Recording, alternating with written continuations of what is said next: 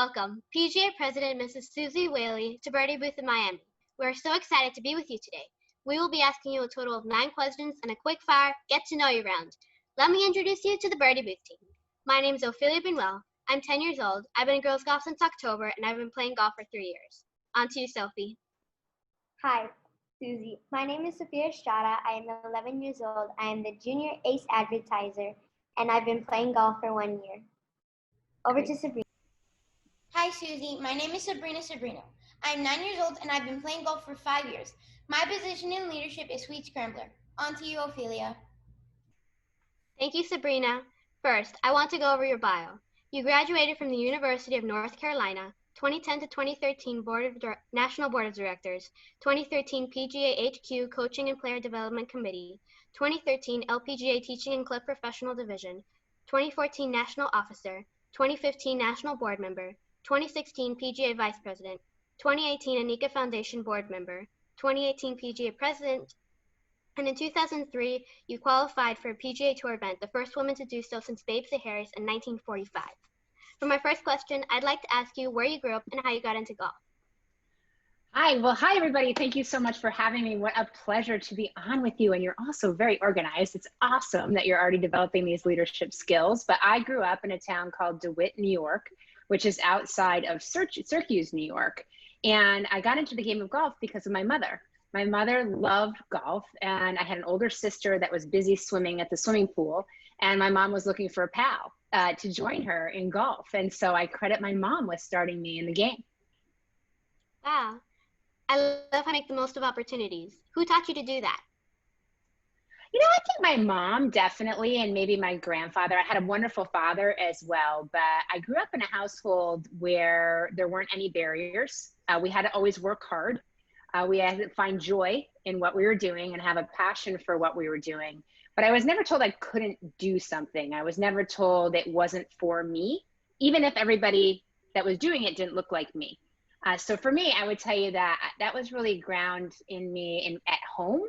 And then obviously through my career, through college, after college, I've had mentors, people who were older than I am and had more experience, that guided me as well to ensure that I wasn't afraid to take risks, but more importantly, I wasn't afraid to make a mistake. And I surround myself with great people, and I know I can hold my head high. If I keep my character, work hard, sometimes you just don't get everything you want, but it sure is worth trying. It is so important to be surrounded by people who love and support you no matter what. We know that you do that every day by coaching and teaching kids about golf.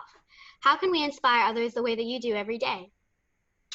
You know, I always take the motto to work hard, be kind, and bring joy to everything that you do.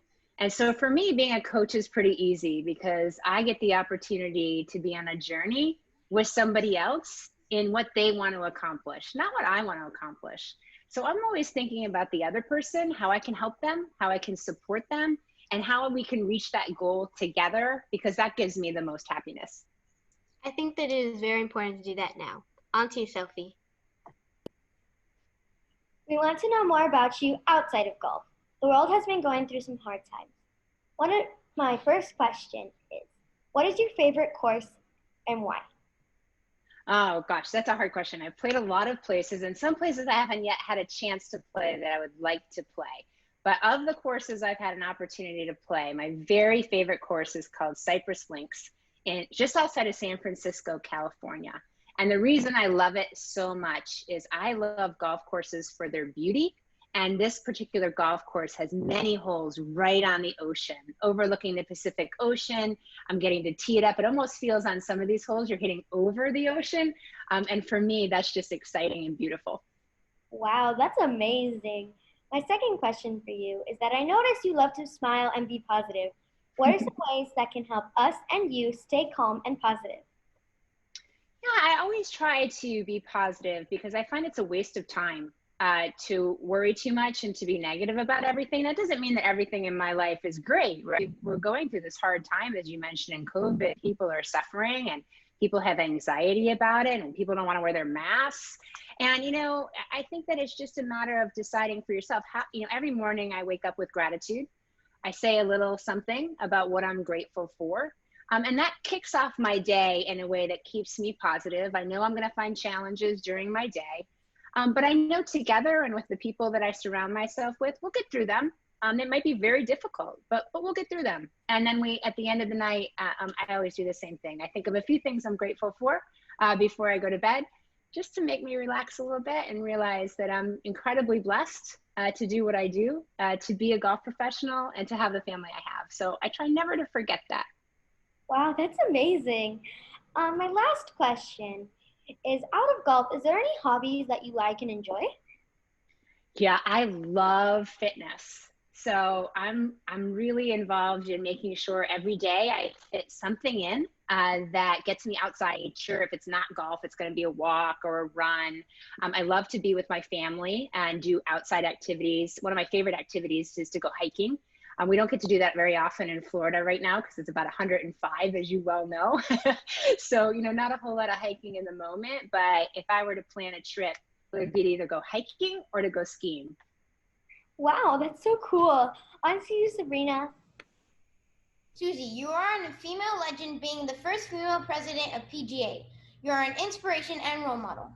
As a young golfer, I have overcome diversity and I have struggled with competition. What can you say to all the young girls out there giving it their best every day to only come out in second or third place?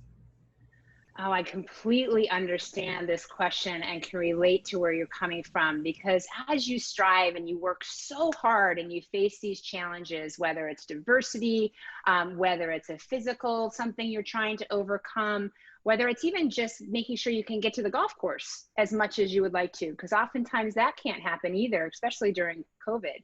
So what I would share with you is just have small goals. You always want to have a larger goal and a vision, right, of where you want to get to and where you want to be. But make sure you're not missing out in the moment that you're in. Make sure those days that you're getting second or third, you're not only focusing, I don't want you to only focus on what stopped you from winning. I'd rather you focus on, what did I do better today? What was my best moment of the day? How did I handle that? And how can I use that for my next event? Because it's never about always winning. It's always about, in my opinion, you're just not there yet. And if you take that attitude every day you go out to practice or every day you tee up in a tournament, when you don't quite reach the pinnacle of what you were hoping for, I want you to say to yourself, that's okay. I'm just not there yet.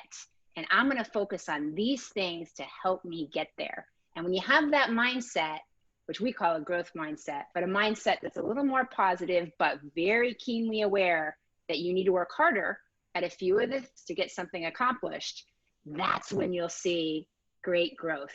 And always remember, in any sport, you're probably going to lose more than you actually win.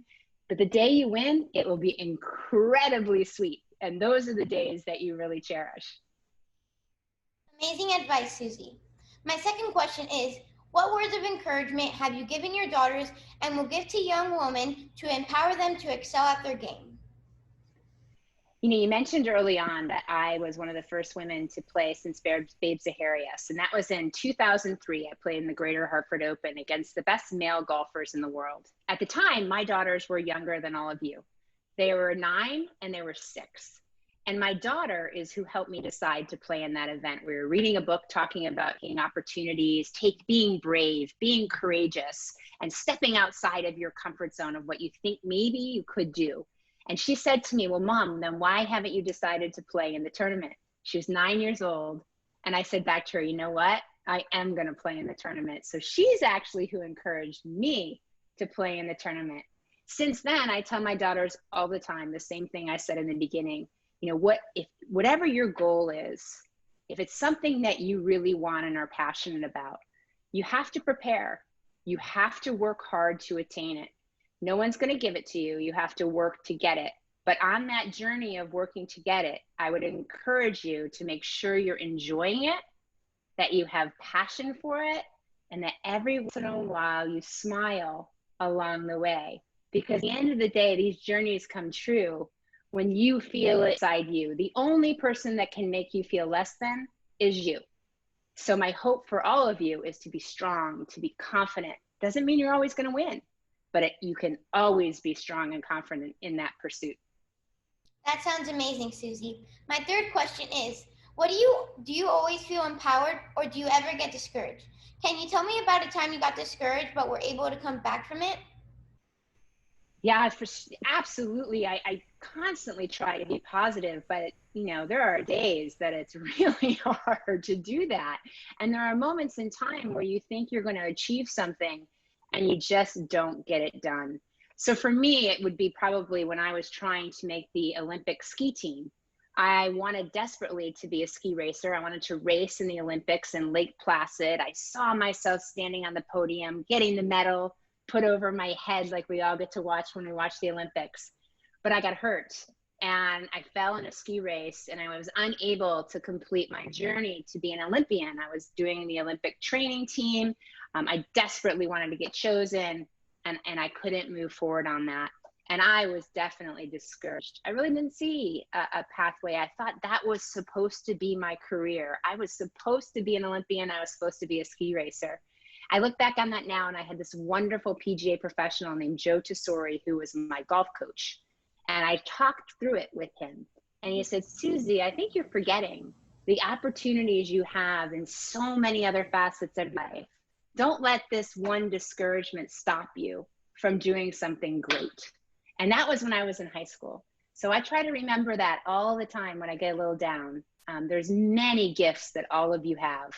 You just have to remember you have far more than one.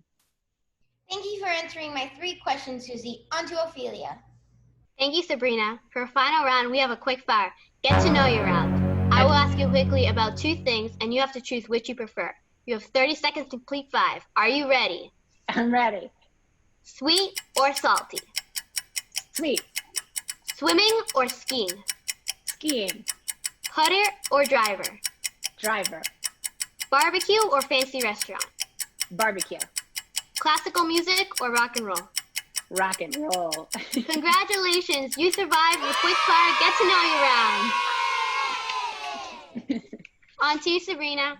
Thank you so much for being with us today, Suzy, for our Birdie Booth interview. On to Sophie. We want to wish you the best of luck for 2020. Ophelia? On behalf of our Birdie Booth team, thank you for spending time with us. Stay safe, and thank you for joining Birdie Booth. Thank you for having me, girls. Keep playing lots of golf.